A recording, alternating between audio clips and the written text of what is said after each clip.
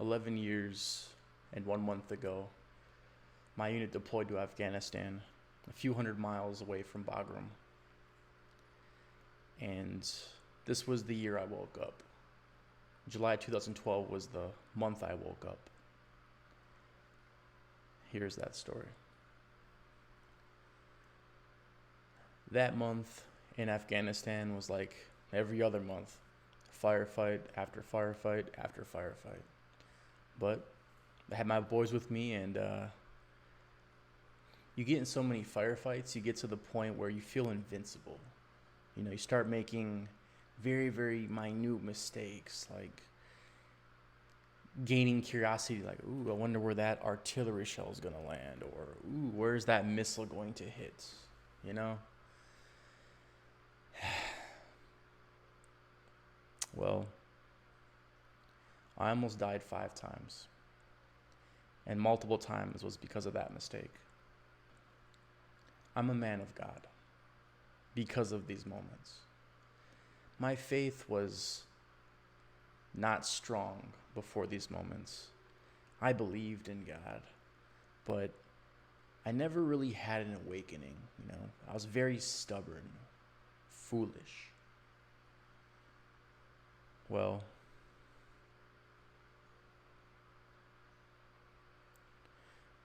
July 2012 was like every other day. We loaded up our Vicks.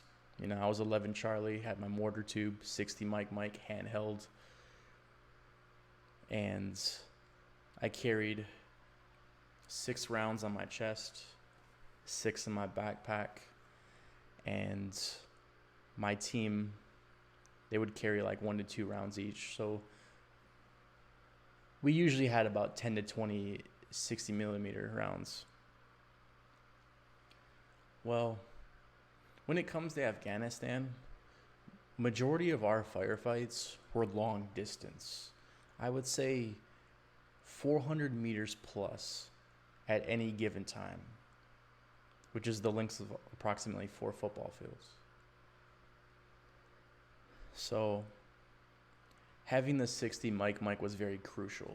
Like, yeah, we had M4s, yeah, we had saws, yeah, we had the Bravo, yeah, we had sometimes the Barrett 50 cal, whatever, but nothing put the fear in the Taliban's heart like the 60 mic. 1, you can't hear me shoot it. And 2, you can't hear it until it's too late. The 60 mic doesn't weigh that much, so you're able to run around with it, When it came to my gear, when it came to my M4, all my rounds, all my ammo, I'd say everything came up to about 80 to 85 pounds, which wasn't too bad.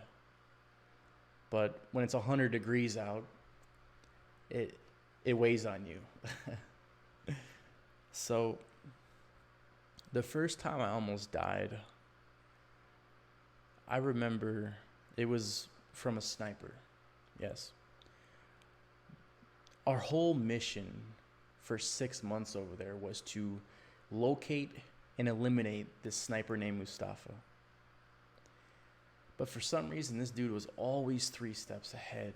Always. So, my very first time getting shot at by him, we called it the playground.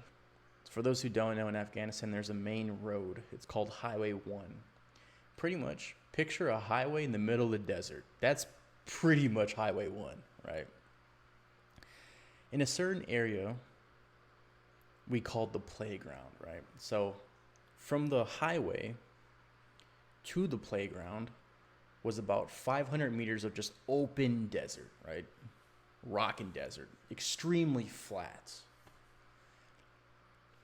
500 meters out was this square mini village, probably, I would say,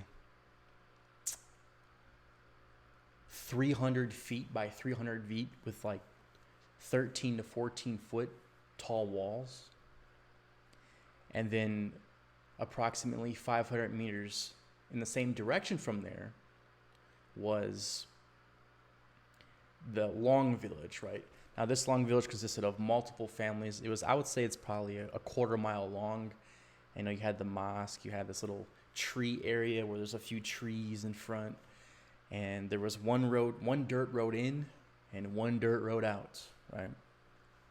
So whenever we did our patrols there, looking for IDs or terrorists or whatever our mission was, it was a high probability we would take contact from the playground, right? So one time, really quick, one more detail. There's a dry riverbed that was in between the first building and the road. It was very little, and it curved like a snake, right? So if you stood in it, your head would be peeking over, pretty much. Well, my very first contact was from the sniper. I was peeking. I had my 4X on my M4. I had my mortar tube. So I would set my arm on the mortar tube and then the M4 like this and look through. So I had some stability. And I'll be honest, at that range, 500 plus meters out, it's hard to identify people before and after. It really is. It's so hard with all the elements, the sand blowing around, glares, the sun. It's extremely hard to identify someone, especially if they're not moving, Once you do identify them, then you might see something shiny move around or something, but you always need PID, positive identification, before we can take a shot, right? So all of a sudden I'm looking, and all of a sudden I hear this round go by my face, and I was like, whoa. And it was only one round. And me personally, I knew it was Mustafa. I knew it was. I just knew it. And so we pushed in, and nothing. The Taliban is very, famous for, taking pop shots or unloading or whatever, and then fleeing. They always had these underground tunnels, the sewer system, where they would always escape from. And the playground was perfect for that. Or the playground was perfect for them because they could take many shots for a few minutes, right? And still get away because these tunnels just went everywhere, So in July, we came back, right? We were on a mission to get this sniper. We heard the stories. He took out multiple comrades. His stories went around our whole base, He was in the double digits for claiming lives. So we all knew that, right? This one particular time when we went to the playground, this is probably like our 10th or 11th time being there. So we know right when we pushed that first building, 500 meters out, we know something's going to happen. We're going to see movement. We're going to see shiny stuff in people's hands moving behind buildings and rocks and trees. Like, we already know. So this time we got a call to go out there, and we pushed that first building. We had Alpha Team on the right side and Bravo Team on the left side. I was with my captain and my boy Mart. Let's go. And captain came over and he was like, hey guys, I have a great idea. I was like, oh, okay. And at this point, I'm just a private. So whatever he says goes. And I remember he was like, here's what we're going to do. We're going to split in half. 6 of us are going to run across. And then the other 6 or 7 are going to stay back and watch. See if we can bait them to shoot. Right? So 6 people volunteered. I volunteered to stay back because I had the mortar tube. If they did take shots at my team, the first team that ran across, then I was able to launch my mortar tube at them, right? As long as all the elements aligned up. So they start running across. And about 300 meters to where they're running to, which was sideways of the main village, is another big, building that has a huge dirt wall, right? And I remember it was 300 meters almost exactly because someone made the comparison of 3 football fields. So I remember them running across. They got to the middle. I'm looking through my ACOG. No movement, no movement. Then as soon as they got about 2/3 of the way across, we just saw so much movement on top of the mosque, on the side of the mosque, in the bushes. Even Sergeant S is like, yo, we got movement in the bush. He has something shiny, but we don't have positive identification if it's a gun or not, or an AK or whatever. It could be a shovel for all we know. In our hearts, we know what it is, but when it comes to paper in the Geneva Convention, you need PID. It's just that simple. So they ran across, and they made it. No shots fired. Before we continue the story, I do want to bring up something.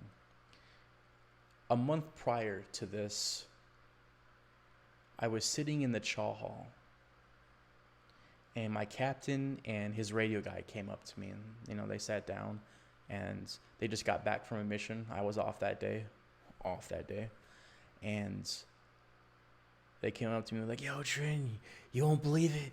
We got into our first firefight. I'm like, oh my God. I'm like, no way. That's crazy. So Captain D, he starts talking. He was like, yeah, it was wild, man. Like, they started shooting at us. So, like, the first sound you hear is a pop, pop, pop, pop. And then you hear a crack, crack, crack, crack. And then he's like, you hear a third sound. I'm like, third sound? What? He's like, yeah, man, it's like a laser beam. Pew, pew, pew, pew. I'm like, bro, what is this, Star Wars? What is this, Star Trek? What are we fighting, aliens? So, remember him telling that story, and they described it in great detail, how they were on this hill, they took contact from a few hundred meters away, and they're firing back. They had no cover, rounds going by their face and stuff. Oh, man, I was like, man, they got their CIB, man. They got their combat infantry badge. I want mine, yo. So, fast forward a month. Captain D takes his men, run across. Nothing happens besides all the movement. And I just had this feeling. I'm like, dude, I have a terrible feeling. Like, this is my sixth sense kicking in, like, uh-oh. So I looked at the person who was in charge now. Since Captain D took his first team, ran across, that means Sergeant S is now in charge, right, of our mini group. And I looked, I'm like, Sergeant, this is stupid. He was like, yeah, I know. I was like, no, Sergeant, this is stupid. He's like, yeah. I was like, no. I said it 3 times. Sergeant, this is fucking stupid. He's like, yep, Captain orders. Roger that. As soon as he said that, roger that. But I had to get my words across because I was feeling this sixth sense, right? So we get up. I grab my tube. I grab my M4. Got 6 rounds right here. Backpack on with 6 more in the back. And we start running across. We get about a quarter of the way and nothing. Hell, I'm starting to celebrate. I'm like, oh man, hey, they're not shooting at us. All right. Now, since I have like the most gear on, I have my mortar tube, my M4, my rucksack full of goodies. Obviously, I'm going to be a little slower than everybody else, right? So while I'm running, people are passing me up. My Sergeant M, he was the last person to pass me up. And at this point, we were about almost halfway, right? So I'm running, and all of a sudden, pow, pow, pow, pow, pow, pow, pow. I'm starting to hear these pops. I was like, shit. Well, at least they're not aiming at me. It's a pop. A pop is just, a sound you hear when you hear a gunshot. Pop, pop. And all of a sudden, it turned to a crack. I'm like, oh shit. Okay, they're starting to aim near me, in the vicinity. So I'm running.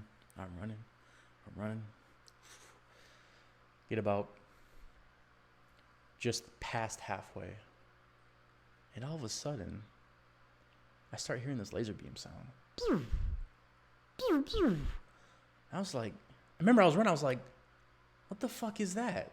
Like I've never heard this sound in my life. And all of a sudden, I had a flashback of me sitting in the chow hall with my captain and the radio guy. And that whole conversation played in my head within milliseconds.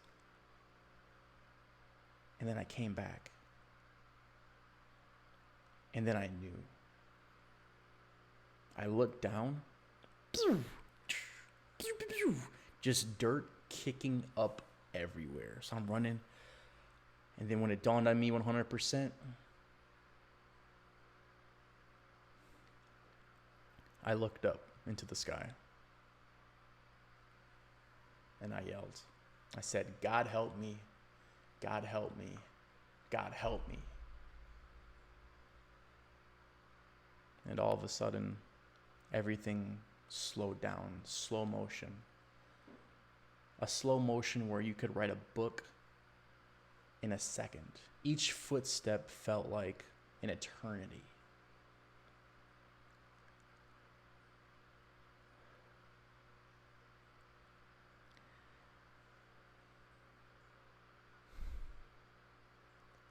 Calling out to God, and He answered right away.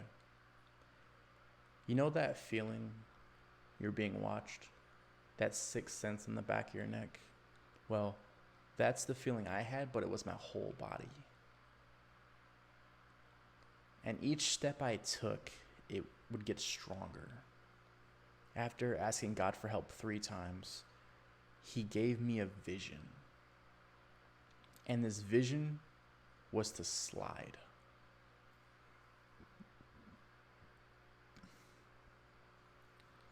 Each step I took, I contemplated it. I questioned God's help. A few more steps of slow motion, and this feeling was unbearable. It was like the sixth sense times 1,000,000. And I knew this next step, if I do not slide, I'm dead. So I slid. And then everything kicked back into normal motion. As I slid, I had my tube like this, baseball slid. I took out the mortar round, put it in the tube, went up to one knee. And I remember looking at the bubble float around down below at 500-ish meters, and I knew. And I remember squinting, like my squinting would stop an AK round hitting me in the face or something. I remember squinting, looking down, and then I get up. Shut up! And I start running again with my tube and my M4. Now, I had the mortar tube down packed. I knew the timing of every single meter. And I knew it would take 25-ish seconds to hit, which is a very long time. That's how high it goes.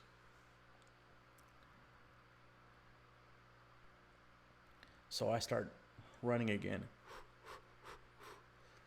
And I could see the bullet trail, the round trail, just.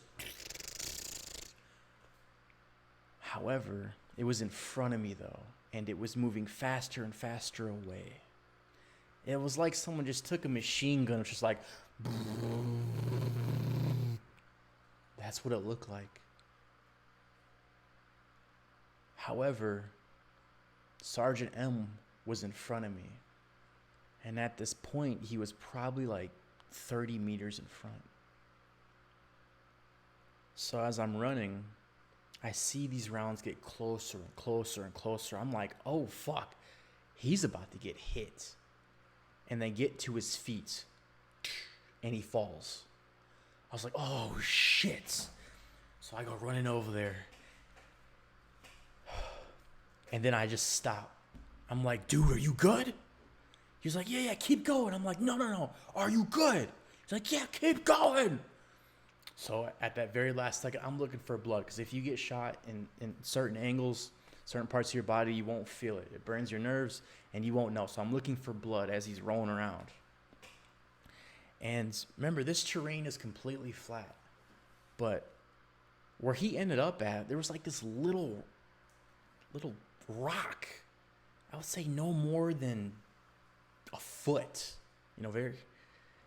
And that's where he ended up at. So if he laid down, he kind of had cover, to be honest. And so I remember running, and all of a sudden, I looked up. And to the right of the mosque,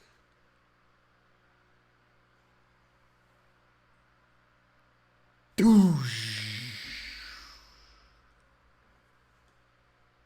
was on airburst mode. Airburst mode with the mortar means it uses the barometric pressure to explode in the air.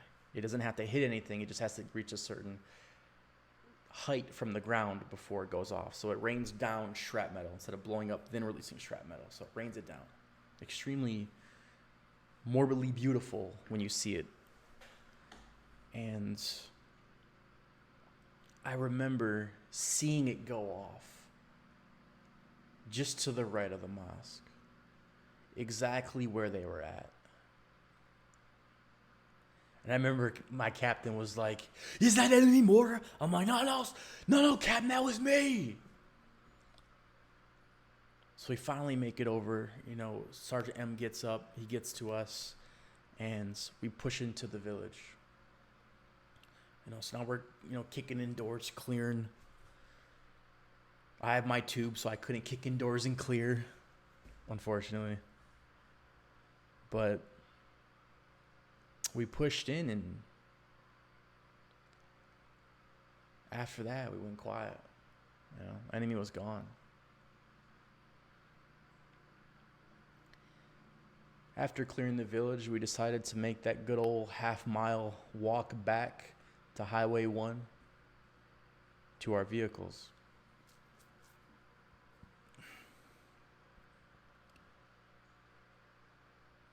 That whole walk back, no one said anything. Not a peep.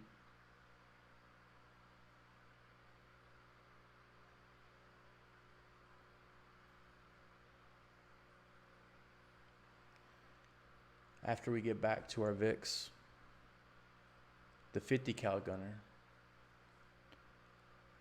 he's just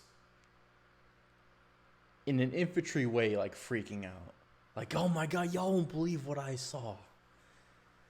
So my boy, Sergeant M, and I, we're sitting across from each other. Just like,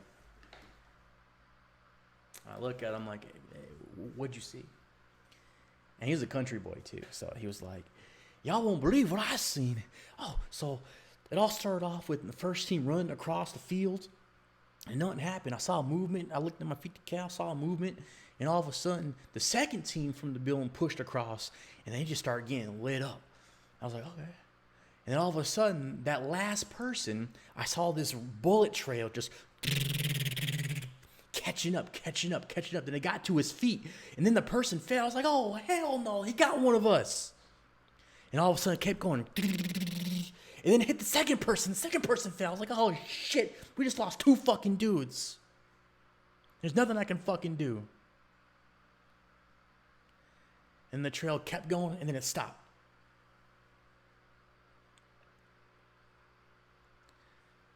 I looked at him, and I said, that was me. And that was Martin. I was the first person, and he was the second person.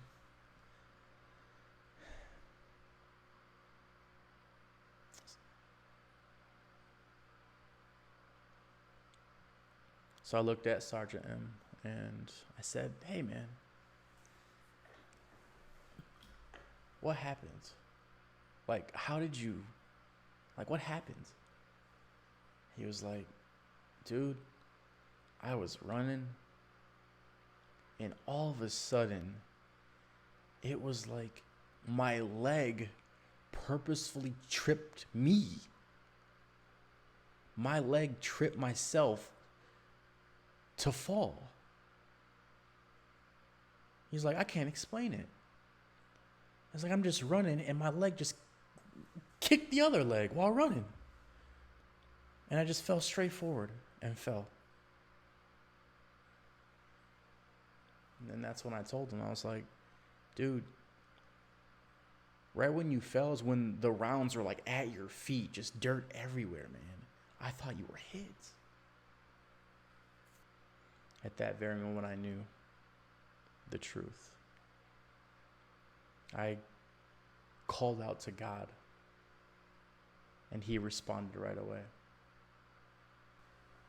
A week later, I remember we were back driving on Highway 1, and we received some intel. The intel stated that 4 Taliban died that day, and we were the only ones in a firefight in that area the whole day. Shortly after, on Highway 1, we're just approaching the playground, and within that week, we obtained an enemy hand radio, and we had our Terp with us too. Really cool guy. I remember hearing this foreign language come across, and it was muffled. And everyone looked back, and everyone looked at the Terp like, what did it say? Because we know this is the enemy talking. And the Terp had an interesting look on his face, like, they said that type look. So I remember my Captain D looked back, the Terp was like, hey, what'd they say? And the Terp just smiled. He was like, they gave y'all a nickname. We're like, wait, what? He was like, they recognize your vehicles. I was like, ooh. So then Captain D looks back. What did they say? The Terp says, they said, the storm is coming. The storm is coming. And at that very moment, we knew that we were the storm. I look back and I'm happy that everything happens, because sitting here right now, I have a new perspective. I have a new view on life. I appreciate every single day. Like, there's nothing that could happen in my life that would destroy me, that would make me weak, that would make me mentally handicapped. Nothing. I thank God for the good, and I thank God for the bad, because it's the good and the bad that makes us human. That's a fact. So God, thank you. You saved my life that day. If it wasn't for you, I'd be dead. In the beginning, in the present, and in the future, Jesus is King. Evil never wins.